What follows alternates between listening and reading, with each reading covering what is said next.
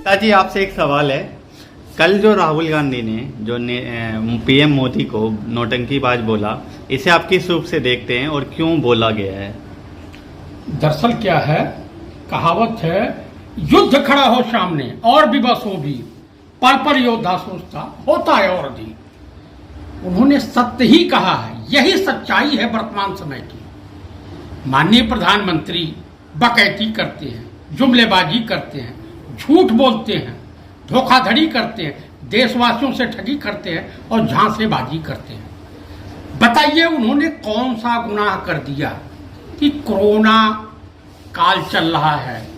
उन्होंने यही न कहा कि माननीय प्रधानमंत्री महोदय, मैं आपसे कब से चिल्ला रहा हूं, आप लोग मजाक उड़ाते हो और देश की कितनी कैजुअल्टी हो गई है। चाहे उत्तर प्रदेश में गंगा में तैरती हुई हिंदुओं की लाशें दिखाई दी हों या हिंदुओं की लाशें दफन की गई हों, या जो भी इस देश का मरा है, नुकसान इस देश का हुआ है। अगर आप सही आंकड़े बताएंगे नहीं, वैक्सीनेशन करेंगे नहीं, तो समस्या का समाधान कैसे होगा? हमने कांग्रेस शासित प्रदेश जितने भी हैं, चाहे वो छत्तीसगढ़ है, राजस्थान है, पंजाब है, या आपका ये झारखंड है, महाराष्ट्र है, यहां कह दिया कि कौन किस बीमारी से मरा, इसकी सही जानकारी हो, ताकि हम कोरोना महामारी को समाप्त कर सकें, इसकी बैक्टीरिया को समाप्त कर सकें। लेकिन अभी जो है कोरोना के केस कम भी तो होते जा रहे हैं ना।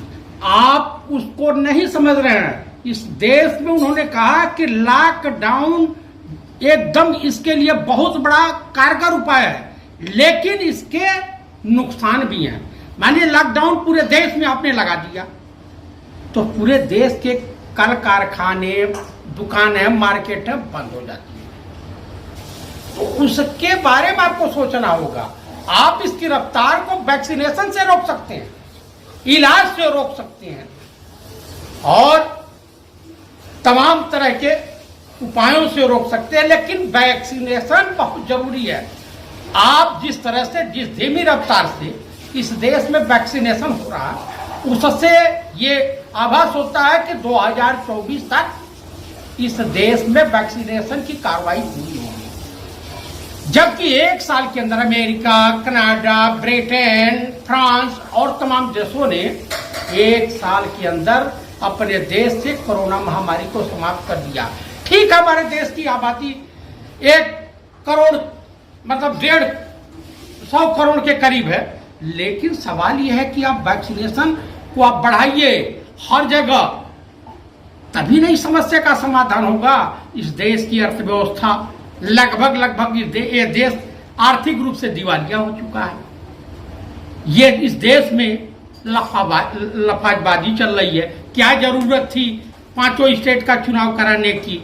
भीड़ में आप भीड़ को फेत कर रहे हो, बिना मास्क के लोग हैं, तो एक दूसरे में कीटाणु फैलेंगे कि नहीं? आखिर लॉकडाउन इसीलिए लगाया जाता है ना। उसके बाद उत्तर प्रदेश की स्थिति से आप सभी लोग वाकिफ हैं। देश में जो तमाम मजदूर तबके के लोग हैं, श्रमिक हैं, छात्र हैं, सबका जीवन नष्ट हो रहा, सबके पास पैसे नहीं हैं। और इसको उन्होंने यही कहा कि माननीय प्रधानमंत्री डरे बिल्कुल नहीं, सच्चाई बतावें और विपक्ष का सहयोग लेकर के, सबके सहयोग के साथ इस बीमारी से और इस देश को मुक्ति दिलावें। तो कौन सा उन्होंने गलत कह दिया?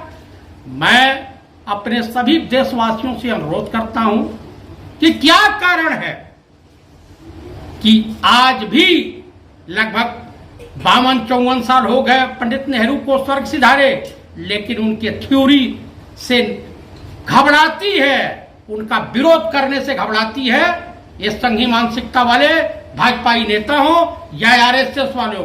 क्यों कि जब बंटवारा हुआ था तो पंडित नेहरू और उस वक्त के नेताओं ने धर्मनिरपेक्ष देश और राष्ट्र के निर्माण की कल्पना की थी, जिससे हमारा देश एक बहुत रफ्तार में विकास किया। और पाकिस्तान इस्लामिक राष्ट्र है, पाकिस्तान की दशा देख लें। जो भी इस्लामिक या धर्म के आधार पर, देखिए भाजपा और आरएसएस वालों की थ्योरी है हिंदू राष्ट्र, और हिंदू राष्ट्र से इस देश की समस्या का समाधान नहीं हो रहा। हिंदू राष्ट्र के चक्कर में, राम मंदिर के चक्कर में, भारत पाकिस्तान के चक्कर में, मंदिर मस्जिद के चक्कर में और शमशान घाट और कब्रिस्तान के चक्कर में इस देश की ये गति हुई है विगत 7 सालों में। आप बताइए, लाखों लाख लोग मर गए 1 महीने 1.5 महीने के अंदर, लाखों लाख।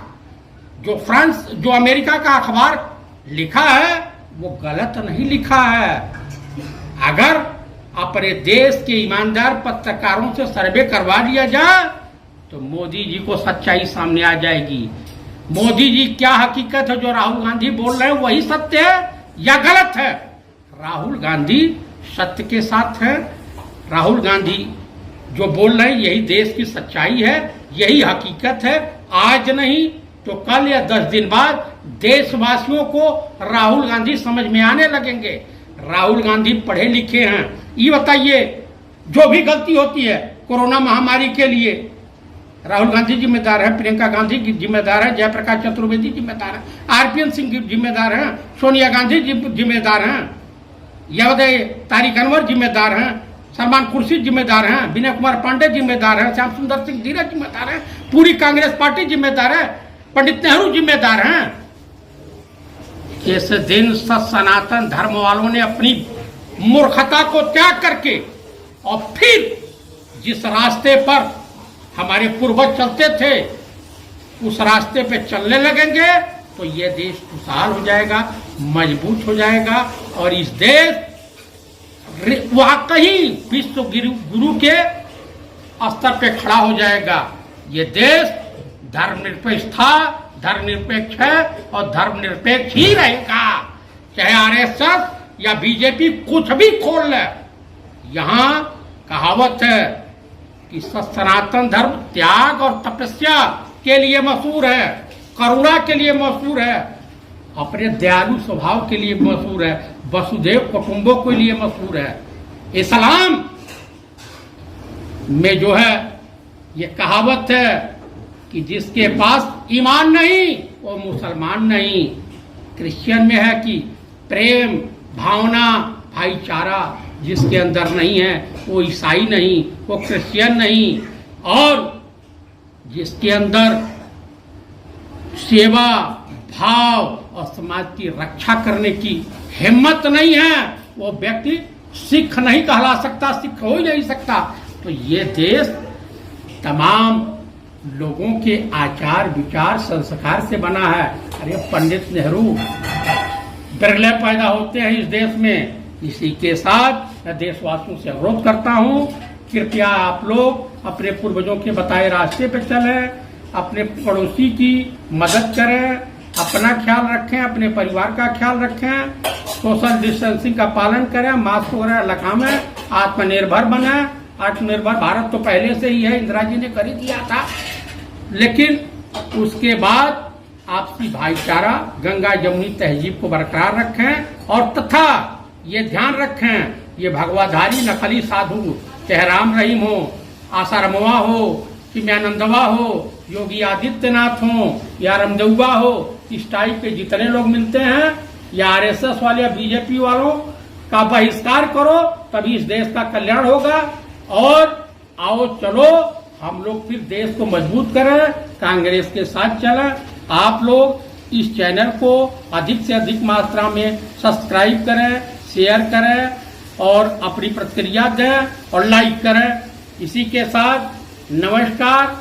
और ये देश हमेशा खुशहाल था, खुशहाल रहे और हमेशा प्रगति के रास्ते बढ़ता रहे, यही मैं ईश्वर से प्रार्थना करता हूँ। जय हिंद, जय भारत, जय कांग्रेस।